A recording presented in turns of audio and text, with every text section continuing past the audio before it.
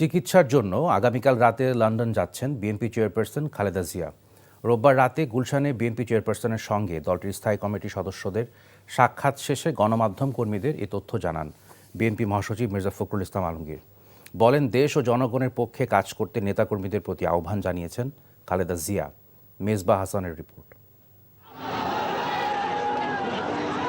স্বৈরাচার আওয়ামী লীগ সরকারের আমলে রাজনৈতিক উদ্দেশ্য প্রণোদিত মিথ্যা মামলায় সাজাপ্রাপ্ত হয়ে 2018 সালের 8 ফেব্রুয়ারি কারাগারে যান বিএনপি চেয়ারপারসন বেগম খালেদা জিয়া। এরপর গুরুতর অসুস্থ হয়ে পড়েন তিনি।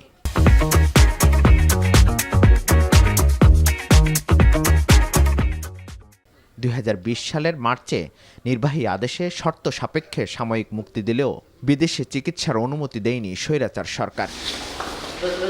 ছাত্র জনতার অভ্যুত্থানে শেখ হাসিনা পতনের পর মুক্তি পান খালেদা জিয়া। এরপর থেকে বিদেশ যাওয়ার প্রস্তুতি শেষে অবশেষে লন্ডনে যাচ্ছেন তিনি। চিকিৎসার জন্য দলের চেয়ারপারসনকে বিদায়ী শুভেচ্ছা জানাতে তার বাসভবন ফিরোজায় যান বিএনপির শীর্ষ নেতারা। ঘণ্টাখানেক পর বেগম জিয়ার বাসা থেকে বের হয়ে গণমাধ্যমের সাথে কথা বলেন দলের মহাসচিব। বলেন, গণতন্ত্রের পক্ষে কাজ করার নির্দেশ দিয়েছেন বেগম জিয়া।